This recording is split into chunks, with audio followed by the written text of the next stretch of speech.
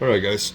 So today, what we have in here in front of us, we got a Stinger pre-2020 3.3 block.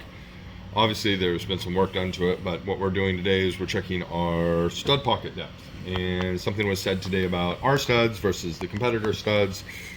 Blah blah blah blah blah. So what I want to do is I want to spend a little bit of time going over some details here. So the very first thing I did is I pulled out one of our studs, and I'm going to show you right here on the tape measure at our thread length to stud is that we got 2 inches worth of total engagement from button to thread, and about 1.75 inch is probably more 3/4 than 7/8, but you see what's going on there. So aluminum blocks need more thread engagement. They need more thread contact patch inside the block. In this situation, our studs have more thread contact than any other stud on the market. Most of the other studs have an inch, 1.25 inches. We're almost at 2 inches, so we're 2 inches from thread to button, and then we got about 1.75 inches of engaged thread.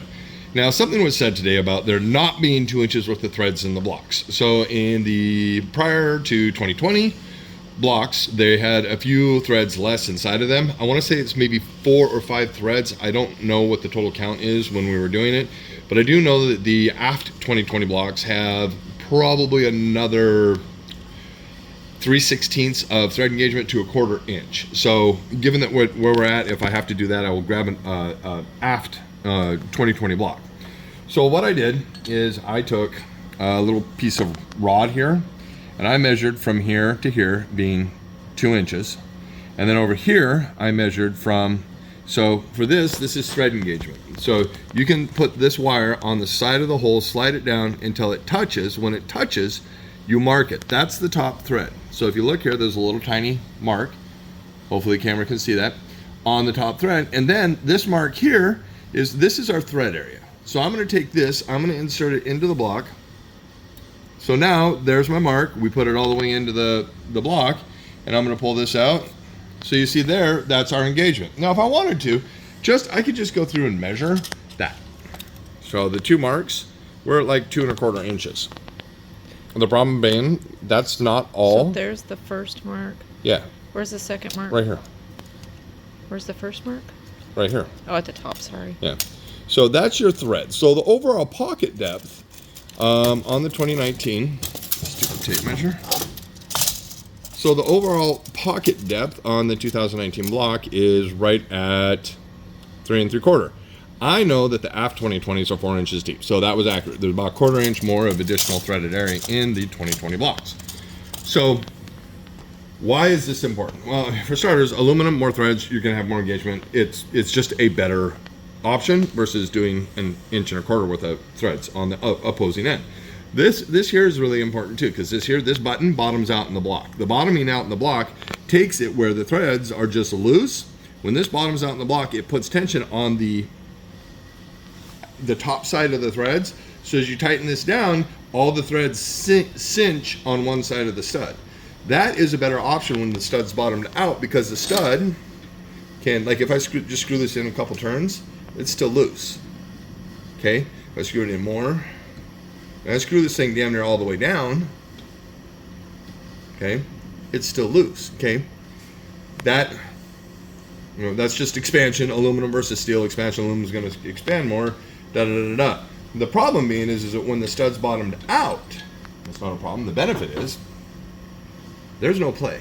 Okay, when a stud bottoms out in that pocket, that's very, very, very important. So let's take a quick peek at the bottom of the pocket. So I'm going to switch the camera over. You're going to look right here on the scope. I'm going to go down in here. Okay, so you see all the threads?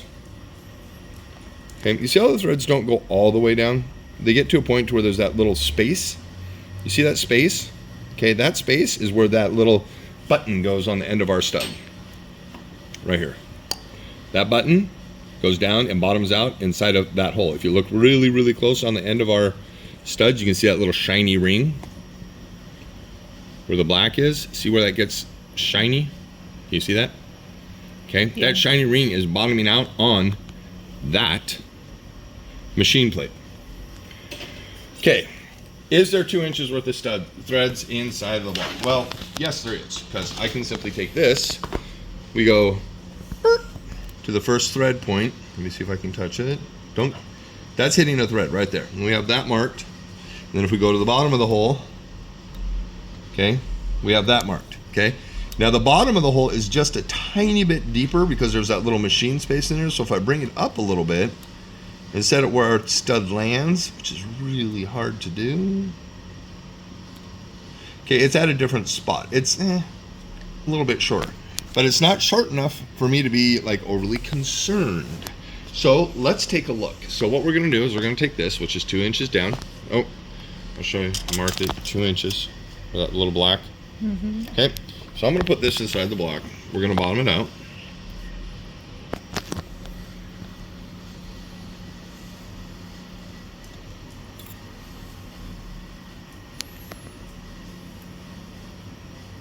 Okay, so now we're going to take our camera.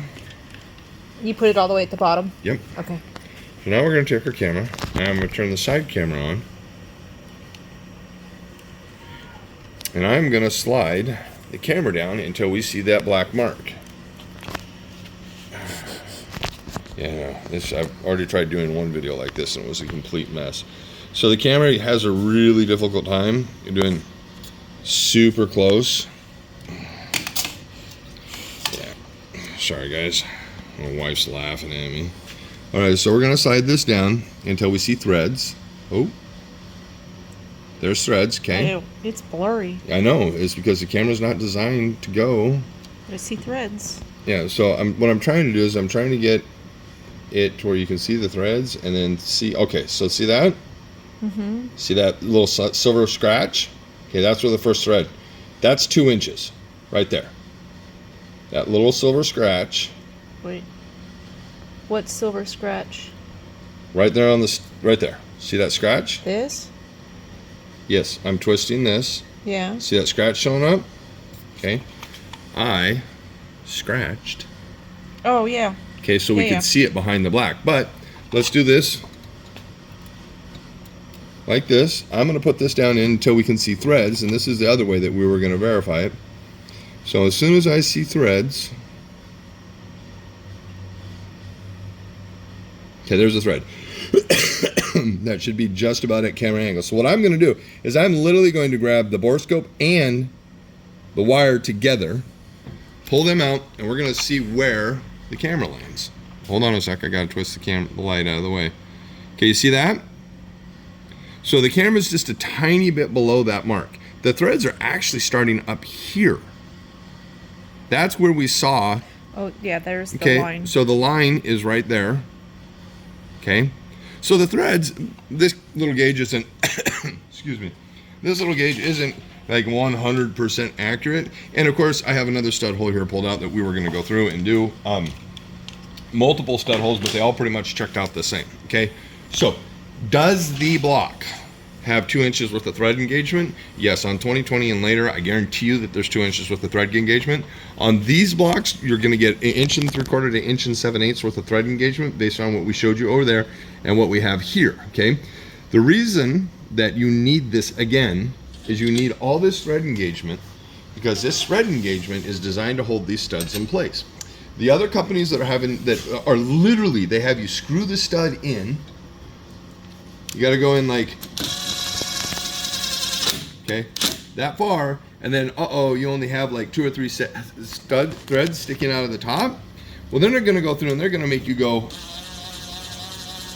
out like that, so you have additional threads sticking out of the head. Here's your problem. It's loose. Yeah, you can hear it. If you physically put your ear down next to that, that stud is loose in those threads. You have to rely on the block swelling to lock this thread in. This is why the time inserts and the block inserts are so popular, because the block inserts allow for a steel to steel connection. So these are all much tighter. How you fix that is you go all the way to the bottom of that hole, and then I don't have a T-wrench out here, but normally I'd put this like this on a wrench, and I'd go through and give that 10 foot-pounds of torque. That 10 foot-pounds of torque locks that stud in.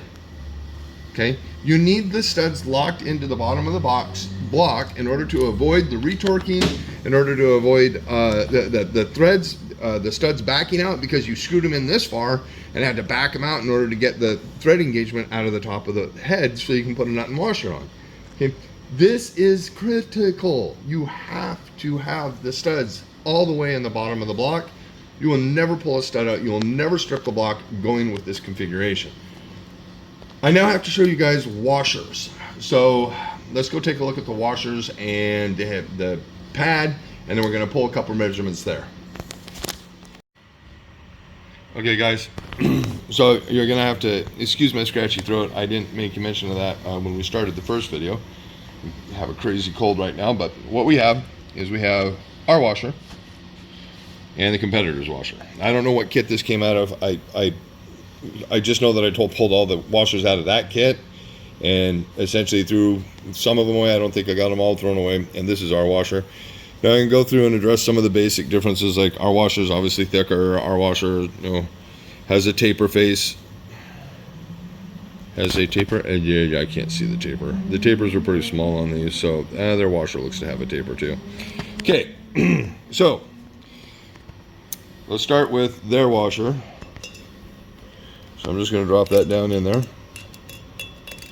And I've done this before. Okay, so that's their washer. Okay, there's a gap all the way around that. And the OEM washer doesn't have quite that big of a gap. And I do not have an OEM bolt floating around here. I apologize for that. But this is your, let's see if I can get a little bit better light on that. Is that better? Yeah, it looks a little, not a little bit better, too much. There we go. That's good. Okay, so this washer here, you see how that just kind of floats around in there? Now, somebody's telling me that this doesn't matter. Okay, they're like, oh, it doesn't matter how big of a washer it is. Okay, Physics 101. The greater the clamping area, the greater the force. Okay, so if you have a bigger washer, you're going to get more force. I don't know how else to word that. I have no idea how to explain this to you other than you are going to get more clamping force out of a larger clamping area. Period. Just, again, Physics 101. Here's our washer, okay? Our washer's a bitch to get in there, but our washer, boom. Okay, now let me wiggle that for you. Can't. All right, move it a little bit. Oh, yeah, but... Here. Clicky, clicky, clicky. Okay, why do I want a bigger washer? Well, for starters, you can put a bigger nut. Put that one on. I'll put this one on top of it. That's actually a really good idea. That's actually brilliant. These people be able to get a visual representation of.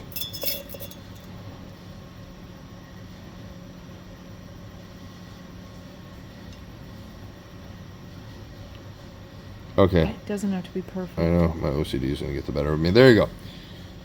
There's a visual representation of their washer versus our washer. I'm not sure if the camera has given us any really decent quality, but I can tell you right now, our washer is going to put more clamp force down into the head versus the competitors. Now, here, let's just... So imagine, if you would, this washer holding the head down and going on the block. Okay? I want you to look at something right here. Edge of the block. See where that washer sits? It's going to put all of the available load into that corner. That corner is completely covered. You would have to look at it from up top. So take a quick peek from up top. Oh, yeah. Yep. Okay, so now let's put this washer on. Damn it. Well, I've used this washer. If you can see, I've smashed it. I didn't. So I apologize for that. So I'm just going to set this down over the hole so you can see. Okay. See how it's not covering that outside edge? Shit, I just slipped. Okay. Take the tip in. I'm sure it'll hold it on there. That's too loose. There you go. So, their washer isn't going to cover all the ground it should. Well, that kind of sucks for you because you're paying for a premium stud and washer kit with proper bolts, proper nuts, proper studs, etc., etc. Obviously, not as proper as they make it out to be, because lovely cut up a cylinder head here so we can manhandle it. So you want, sorry about this.